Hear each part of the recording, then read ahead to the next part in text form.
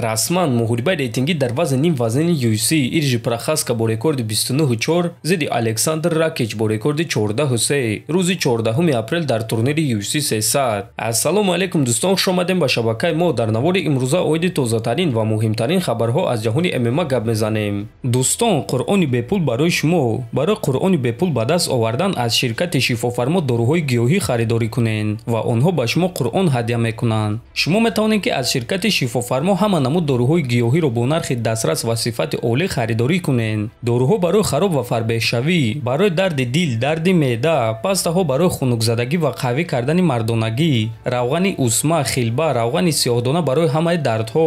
Худи ҳозир ба номерҳои дар рӯи экран буда занг зада доруҳои даркории худро бо нархи дастрас харидорӣ кунед ва ҳамин гуна ҳам доруҳои даркории худро дастрас мекунед ва ҳам соҳиби китоби қуръон мешавед.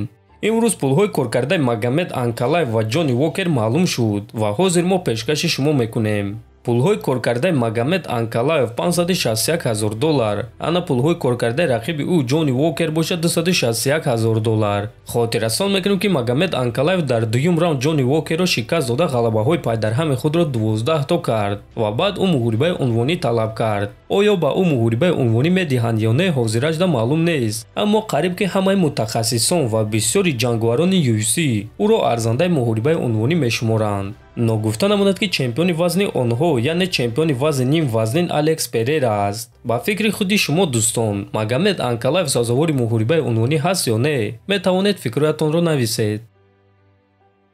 дӯстон, аллакай рӯзҳои истироҳатӣ меомадагӣ, аниқтара шаби 20 ба 21 январ турнири UFC 297 баргузор мегардад ки муҳорибаи асосии ин турнир муҳорибаи унвонӣ дар вазни миёна байни чемпион Шон Стрикланд ва довталаб Дрикус Дуплеси мешавад. ҳамчунин дар ин турнир боз якчанд муҳорибаҳои беҳтарини дигар баргузор мегардад. муҳориба дар вазни ним миёна байни Нил Мегни ва Майк Малот, муҳориба дар вазни миёна байни Крис Кёртес ва Марк Андре Барио ва муҳорибаи рейтингӣ дар вазни ним сабук Арнолд Ален зидди Мавсар Евлоев. пеш аз худи муҳориба албатта ки мо шуморо пресс-конференсия ва муҳорибаи рӯбарӯи онҳо интизор аст ва агар шумо хоҳед ки мо пресс-конференсияи онҳоро тарҷума кунем, пас биёед дар ҳамин навор 3000 лайк ҷамъ мекунем ва ҳамин ки пресс-конференсияи онҳо барояд мо дарҳол тарҷума карда пешкаши шумо мекунем. 3000 лайк дӯстон барои он аст ки мо ҳамин гуна мефаҳмем ки пресс-конференсияи онҳо барои шумо шавқовар ҳаст ё не.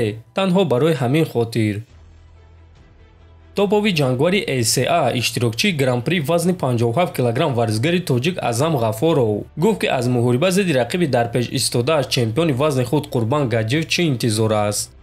ҳама медонанд ки Қурбан рақибони худро ба замин меафтонад ва ин чиз проблема нест. асос дар муҳориба зидди ӯ шитобидан дар кор нест. чӣ гуне ки Али Баго бо Резников ҷангид, якум раундро дод ва баъд идораро ба дасти худ гирифт. мо ҳамаи муҳорибаҳои ӯро тамошо кардем ва рақибони ӯ кӯшиш намекарданд ки аз замин ба стойка хезанд. вақте ки ту кӯшиш мекунӣ ки ба по бархезӣ, рақиби ту низ хаста мешавад, чунки ӯ низ одам аст, мошин нест ку. ӯ қувваи худро сарф мекунад ва ту бояд ба ӯ имконият надиҳӣ ки якум рақам кор кунад, чунки ин бартарии ӯст. барои ҳамин шитобидан дар кор нест, ба пеш ҳаракат кардан дар кор ва ба ӯ зарбаҳои сахт задан дар кор, гуфтааст Ғафоров. хотиррасон мекунем ки муҳориба байни Азам Ғафоров ва Қурбан Гаджиев рӯзи 9 феврал дар турнири ACA 170 баргузор мегардад ва ғолиби ин муҳориба ба финал баромада барои $1 миллион муҳориба мегузаронад ва мо албатта ки ба Азам омодагиҳои хуби беосеб ва ғалабаи дурахшон орзумандем. дар канали мо обуна шавед то боздид хонободу сарбаланд бошед.